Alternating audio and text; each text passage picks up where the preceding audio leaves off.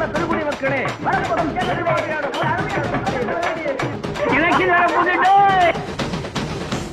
வணக்கம் மக்களே. இது தேர்தல் திருவிழா.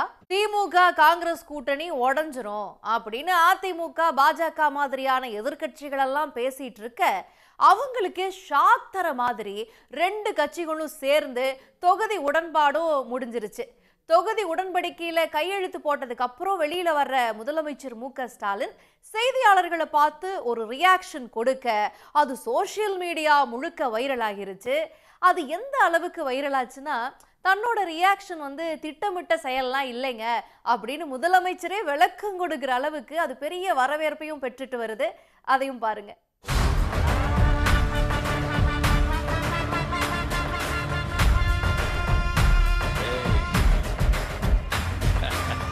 இன்றைக்கு நீங்கள் எல்லாம் வாட்ஸ்அப்பில் சோசியல் மீடியாவெல்லாம் பார்த்துருக்கலாம்.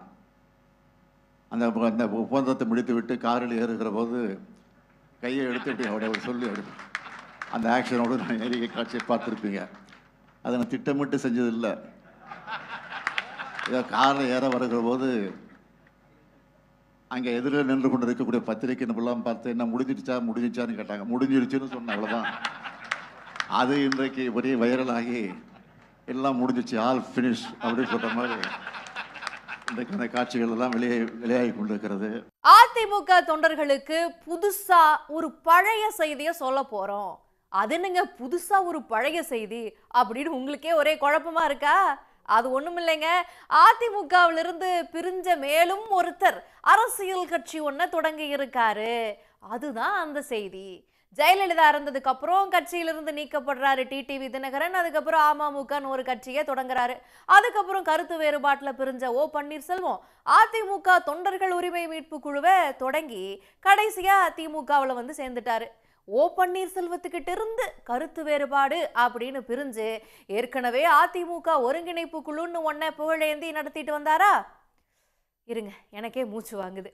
அதுக்கு நடுவுல ஓ பன்னீர்செல்வத்தோட ஆலோசகராக இருந்த பன்ருட்டி ராமச்சந்திரன் எம்ஜிஆர் அண்ணா திமுக அப்படின்னு ஒரு கட்சியை தொடங்குறாரு.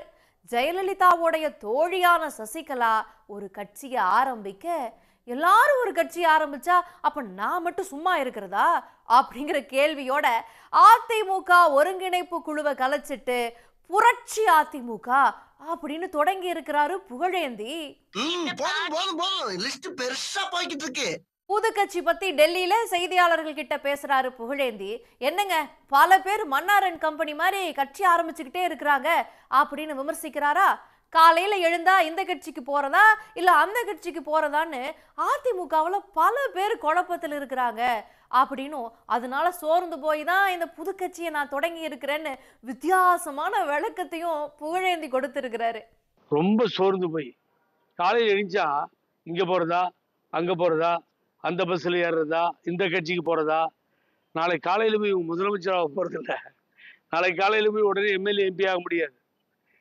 தடுமாறிய தலைவர்கள் அரசியல் வழியால் வேறு வழி இல்லாமல் பலர் அந்த கருத்தை மனதிலே கொண்டு விருப்பமோ இல்லையோ பாவம் வேற வழி இல்லாம இங்க போலாமா அங்க போலாமான்றாங்க. ஆகவே இதையெல்லாம் பார்த்துட்டோம். நம்ம இந்த இயக்கம் காப்பாற்றப்பட வேண்டும், தொடர்ந்து நீடிக்க வேண்டும். அம்மா தலைவர் புகழ் நிரந்தரமாக இருக்க வேண்டும்.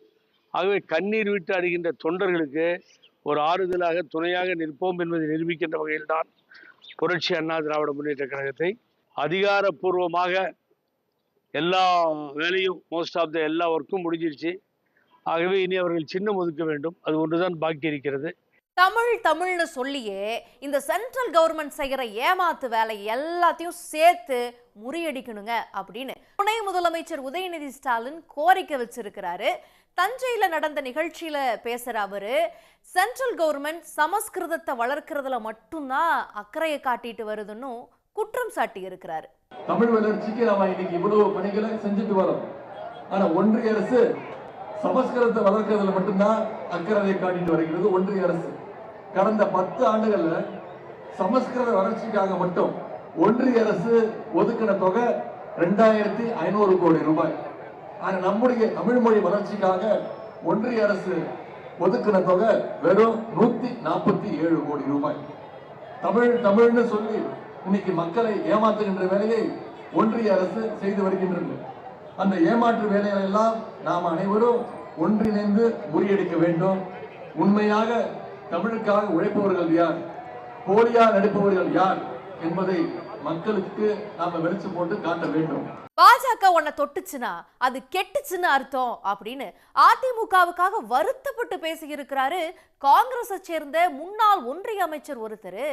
பாஜக புகுந்த மாநிலம் உருப்படாதுங்கிறதுனாலதான் முதலமைச்சர் தெளிவா இந்த கூட்டணி அமைச்சிருக்கிறதாவும் அவர் சொல்லி இருக்கிறாரு.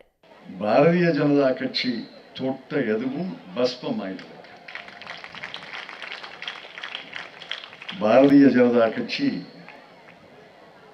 நல்ல வேளையாக அதிமுகவை தொட்டிருக்கிறது. அதிமுக 5 ஆண்டுகளுக்கு பிறகு இருக்குமா என்று எனக்கு தெரியாது. அவர்கள் இருக்க வேண்டும் என்று வாழ்த்தினார்கள். நீங்கள் இருக்க வேண்டும் என்று வாழ்த்துகிறீர்கள். பாரதிய ஜனதா கட்சி அதிமுகவை தொட்டு விட்டது. இருக்குமா இருக்காதா என்று எனக்கு தெரியாது. எதற்காக சொல்கிறேன் என்றால், ஆமை புகுந்த வீடும் அமீனா புகுந்த வீடும் உருப்படாது. பாரதிய ஜனதா கட்சி நுழைந்த நாடும் உருப்படாது. வடநாட்டில் பாரதிய ஜனதா கட்சி வளர்ந்திருக்கிறது, விரிந்திருக்கிறது என்பதை நான் ஏற்றுக்கொள்கிறேன். ஆனால் தயவு செய்து தென்னாட்டுக்குள்ள, குறிப்பாக தமிழ்நாட்டுக்குள்ள பாரதிய ஜனதா கட்சி நுழைந்து விடக்கூடாது என்று நீங்கள் எச்சரிக்கையாக இருக்கிறது. செய்தியாளர்களை பார்த்தாலே உடனே உற்சாகமாகிற அதிமுக முன்னாள் அமைச்சர் ஒருத்தர், எங்க என்ன மாதிரி தாவேக தலைவர் விஜய செய்தியாளர்களை சந்திச்சு பேச சொல்லுங்களேன் பாப்போம் அப்படின்னு சவால் விட்டுருக்காரு. அது மட்டும் இல்லைங்க, அடிக்கடி அதிமுகவை வம்பு கிழத்துக்கிட்டே இருக்கிறாரு விஜய். அது அவருக்கு தான் பாதிப்பை ஏற்படுத்தும், பார்த்துக்கோங்க அப்படின்னு எச்சரிக்கையும் விட்டுருக்காரு. ஸ்கிரிப்டை மனப்பாடம் பண்ணி பேசுறது ரொம்ப ஈஸி. அது யார் வேணாலும் பேசலாம். ஒரு கை தேர்ந்த ஒரு நடிகர் அதான் அவர் சொல்லித்தர தேவையில்லை. எப்படியெல்லாம் பாடி லாங்குவேஜ் இருக்கணும் அப்படின்றத அவர் தன்னுடைய பாடி லாங்குவேஜ் மூலமாக வெளிப்படுத்த முடியும். நான் என்ன சொல்கிறேன், ப்ரெஸ்ஸை மீட் பண்ணுங்கன்றேன். ஏங்க ஒரு தடவையாவது ப்ரெஸ்ஸை மீட் பண்ணுமா இல்லையா? நீங்கள் கேட்குறீங்க என்ன கேள்வினாலும் நான் ப்ரிப்பேர்டாக இல்லையா? இல்லை, ஆனாலும் நான் ஸ்பான்டேனியஸாக சொல்கிறேன்ல. அந்த மாதிரி விஜய் இங்கே சொல்லுங்கள். அந்த மாதிரி ஒரு சொல்கிறதுக்கு ஒரு தில்லு வேணும், திராணி வேணும். அந்த தில்லு திராணி இல்லாமல் ஏன்னோ இவரு தான் தில்லு திராணி இருக்கா மாதிரி எழுதி கொடுத்த ஸ்கிரிப்டில் யார் டைரக்டரு? ஆதவ அர்ஜுனாவும் அருண் தான் டைரக்டரு. இவர் ஸ்கிரிப்டில் படிக்கிற ஒரு வசனத்தை படிக்கிற ஒரு நடிகர். அதனால் எங்கள் பக்கம் திரும்பினா வீணாக வாங்கி கட்டிக்கிற ஒரு நிலைமை தான் நிச்சயமாக தாவேகாவுக்கும் திரு விஜய்க்கு ஏற்படும். முதல்ல அது தெரிஞ்சுக்க. முதல்ல விஜய காட்டமா அதிமுக முன்னாள் அமைச்சர் ஜெயக்குமார் விமர்சிக்க, ஜெயக்குமாருக்கு எப்படியும் அதிமுகல சீட் கொடுக்க மாட்டாங்க, அதனால அவர் எப்ப வேணாலும் தாவேகாவுக்கு வரலாம் அப்படின்னு அழைப்பு விடுத்திருக்கிறாரு தாவேகா நிர்வாகியான செங்கோட்டையன். ஜெயக்குமார் வேண்டுமானால் நம்முடைய அணிக்கு வரலாம். அவருக்கு அங்கே சீட்டு கிடைப்பதில்லை, கிடைக்கப் போவதில்லை. அவர் மகனுக்கு மட்டும்தான் கிடைக்கும். ஆரங்கத்திலே பேசி கொண்டிருக்கிறார், அவ்வளவுதான். அவருடைய கருத்திற்கெல்லாம் நல்ல நண்பர், ஆகவே கருத்து சொல்வது சரியாக இருக்காது. சிவனை வணங்குனா முக்தி, ஜெயலலிதாவை வணங்குனா சக்தி.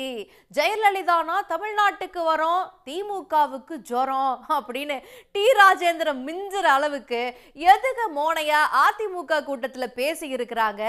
அந்த கட்சியை சேர்ந்த நட்சத்திர பெண் பேச்சாளர் ஒருத்தர். யார் அவங்கன்னு பார்க்கலாமா? சேலம்னாலே சிறப்பு, இங்க அதிமுக காரங்க நெருப்பு. விவசாயிகளுக்கு மேட்டூர், மாம்பழம் இனிக்கிற ஸ்வீட்டூர்.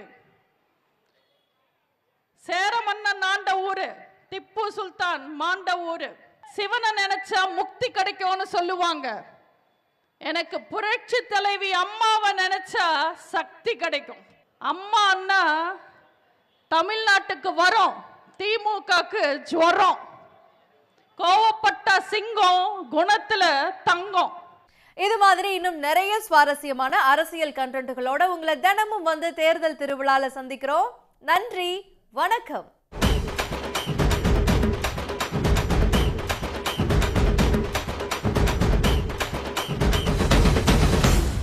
உடனுக்குடன் செய்திகளை தெரிந்து கொள்ள சன் நியூஸ் பெல் ஐகானை கிளிக் பண்ணுங்க.